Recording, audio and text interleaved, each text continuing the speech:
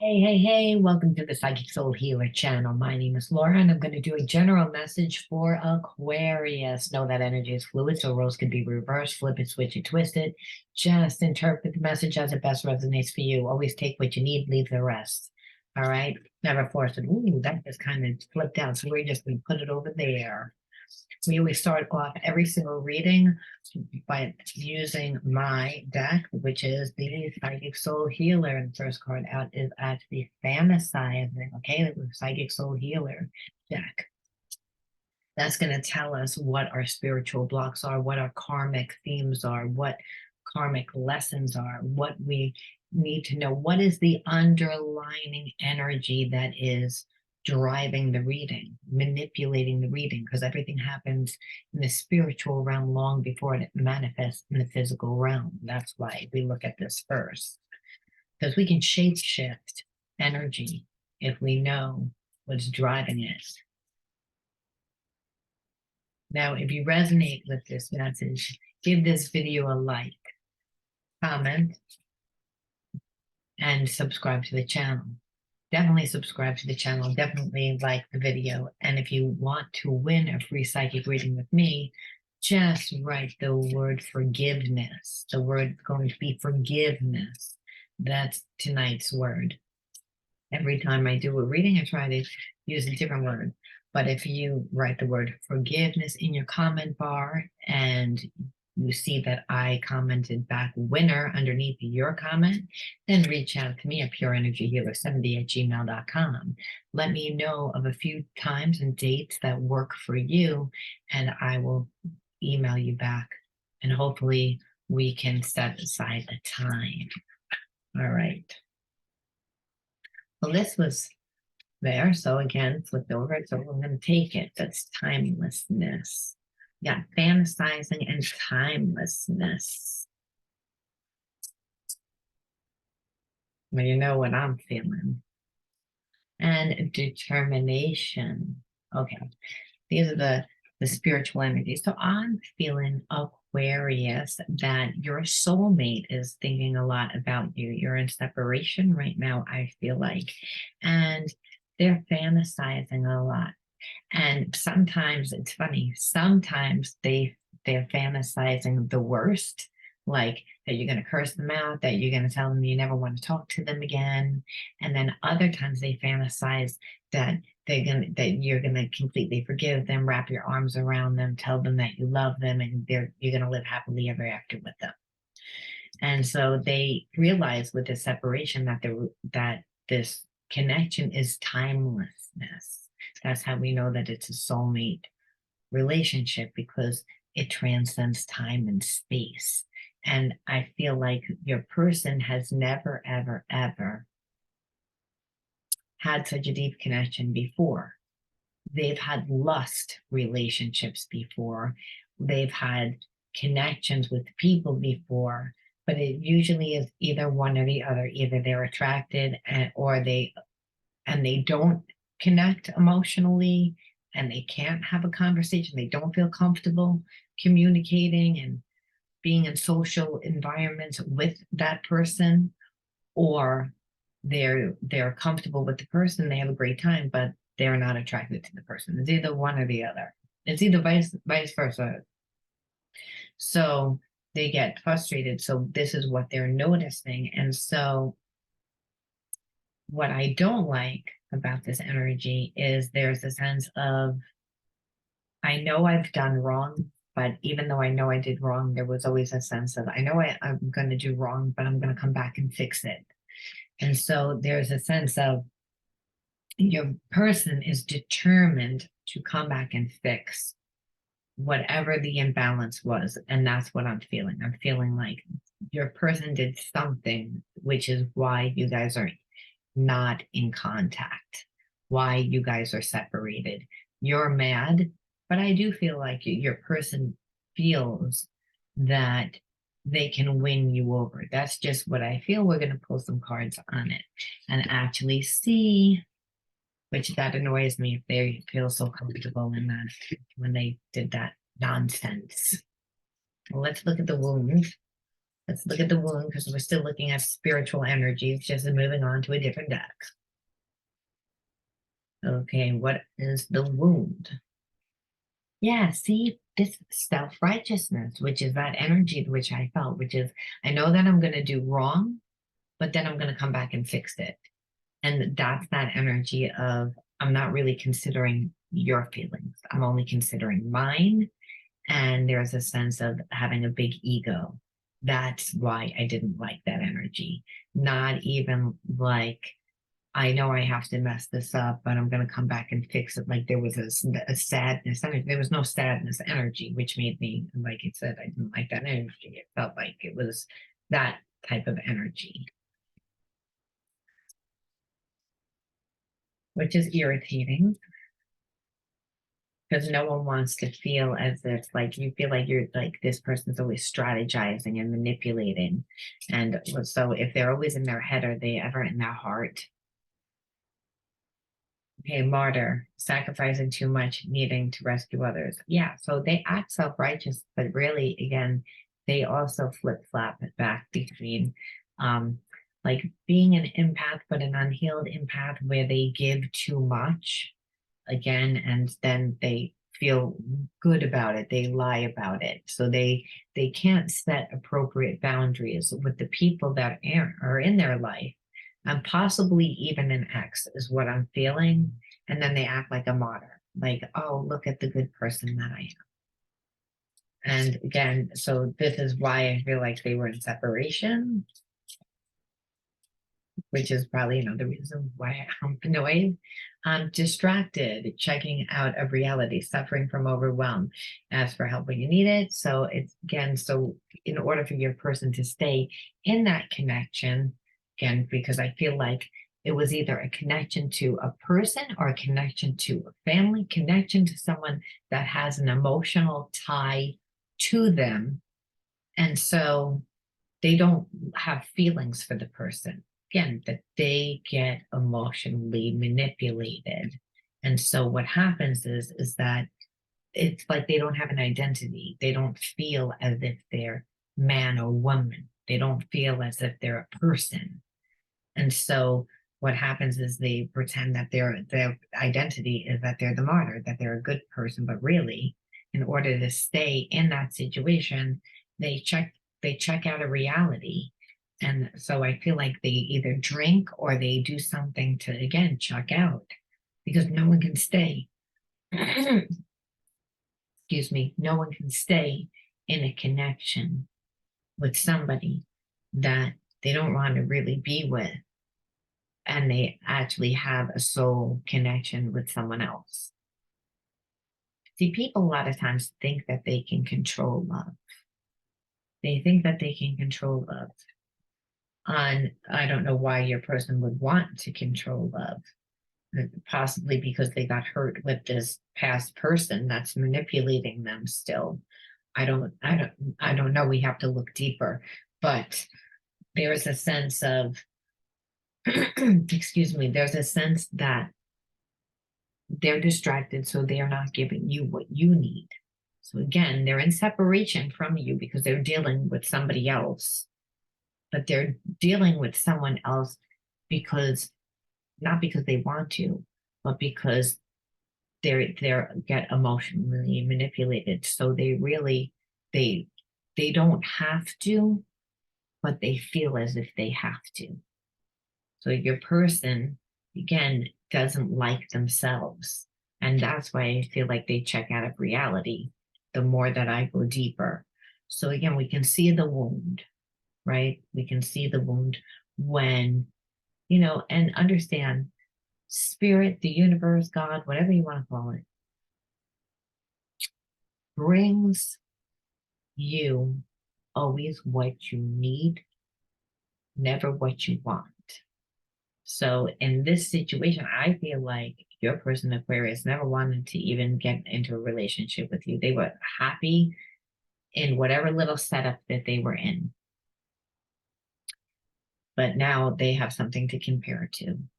And now they're in a pickle because now they actually have to like get an identity. They have to set a boundary. They actually have to and they're, it's scary. Doesn't matter how old you are, because your person, and this could have happened in childhood, and they're still walking around with this wound, because until we integrate the wound, it never gets healed. So they are still being manipulated through, again, family and outside resources. Anyone that grows an emotional bond to them, this is why they tend to be detached and non-emotional, because they don't know how to um to get control over that. But the problem is that it always worked before it, but it's not working with you, because this is a soulmate twin flame relationship that transcends time and space. And so your person's like it can't stop thinking about you. They're either thinking that they want to kill you, or they're thinking that they want to make love to you. They're thinking that you're a problem, or then they're thinking that you inspire them. You've made them look at their own life differently, and that's as scary as hell. So again, they're suppressing it, because this person has never done any healing, obviously. And so this is the way. So let's see what the emotional trigger, not that I need to know what the emotional trigger would be, but we see. We see on all accounts, on your account, Aquarius, and on your person's account. Okay, let's look though.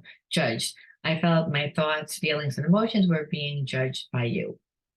Okay, so I think because your person doesn't heal, that whatever you said to them triggered a wound, and you might have just said, hey, like I want to see you more, or hey, let's go out to lunch, or let's do something. And because your person doesn't live their own life, or because they don't feel in control of their own life, and because they're so afraid to get close, because again, once they get close, they tend to lose themselves in the other person. And then when the relationship doesn't work out, the person that they're with can still emotionally manipulate them.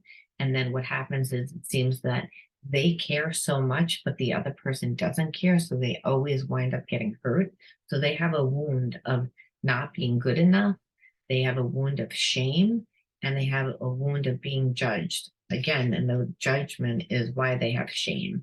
So all you did was say something, but they heard it through their distorted perception. The filter is of their own mind is distorted from how they've been living. So what happens when we get triggered, anybody gets triggered, is because we have a wound. So your person acted childish because they were triggered, and they heard it as if you judge them. And I feel like your person needs a lot of healing, Aquarius. So you can say anything at all, and it can trigger this person. So it would be extremely frustrating for you. You'd actually have to lower your vibration, it seems, in order for this relationship to work. Expectations. I felt disappointed and anger because my expectations weren't met. I feel like this is you, Aquarius. Because from the outside, your person, from the outside, a lot of people look like they're, have their act together. Your person has a good job, but they're attractive. They might drive a nice car. They might live in a nice house. They might even be a great parent. They have kids. They might be the entire great package, but your perception of them is not who they are if they never allowed you to get close to them. And that is what I see.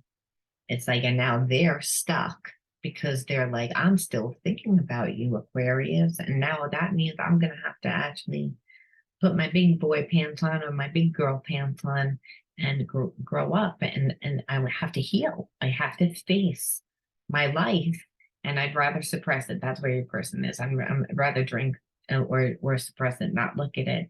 But eventually they're going to have to look at it, and they're going to have to make some sort of decision or choice, meaning they're going to have to make some changes if they want you in their life. Obviously, they're going to have to incorporate time for you somehow, then that's not psychic. That's just fact. By like your person, sometimes people think soulmate twin flames that they don't really have to do anything for the other person. They think that the connection is so, oh, it's just gonna work out. And I just no.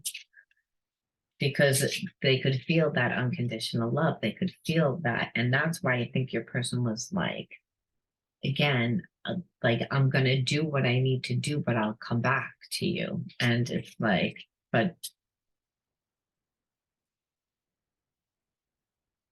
with that beginning energy, okay, I will find my way back to you one day. See, that's what I'm telling you. That's what I was saying. Like, that's what annoyed me. That was a self-righteous energy, which is like, I know what I'm doing is wrong, but I'm going to come back and fix it. And it's like, oh, like, you're only looking at your person's very selfish. They're only looking at the situation through their perception. They're not taking you into consideration. And then when you actually do say something like, there's this, and they acted foolish and they didn't come back and fix it, they didn't even apologize yet, because they're going to find their way to come back. But it's like, why wait? Why wait? And I think it's because your person was hiding who they are on some level.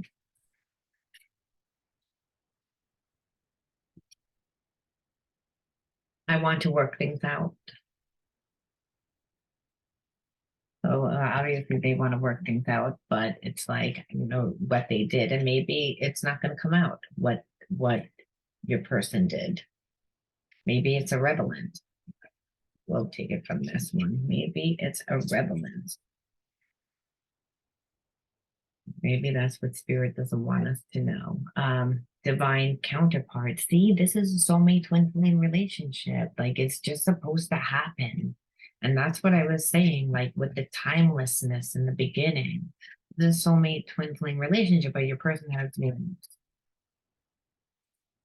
So sometimes, again, you can attract a soulmate twin flame and they're not exactly on the same vibration as you in one area of your life, and vice versa. So it's also about healing. It's making, if your person steps it up like they say that they want to, then they will actually step into a higher level of themselves, because they will have to humble themselves.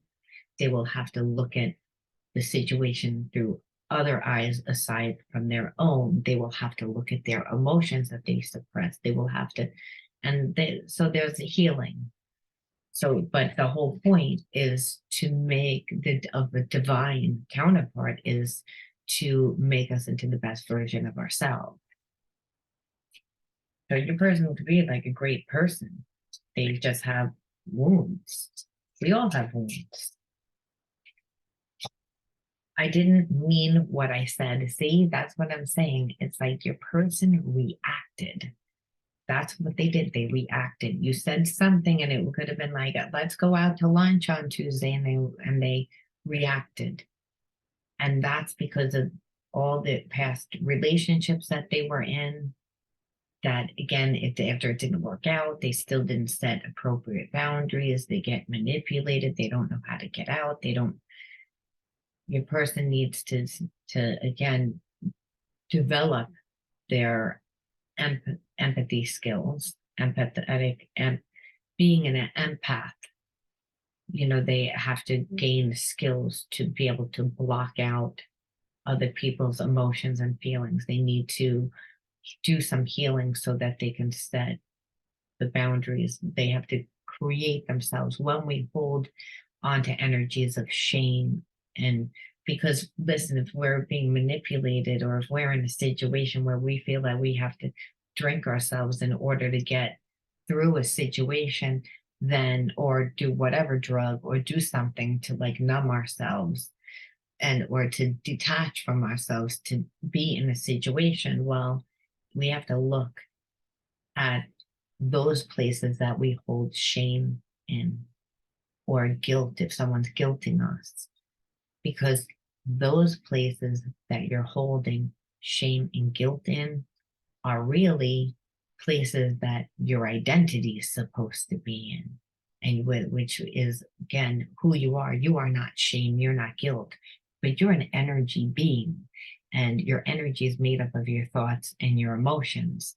And so until your person does the work and gets to the root and says, why why do I feel this way?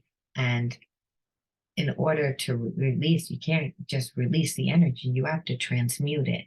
So by your person actually doing something, by creating themselves, by maybe doing something that's going to make them not, again, heal the guilt, heal the shame, to do something, to volunteer, do something of a high character moral that's going to heal, is the only way that your person would be able to transmute that energy so that they would know their worth, know that they're important.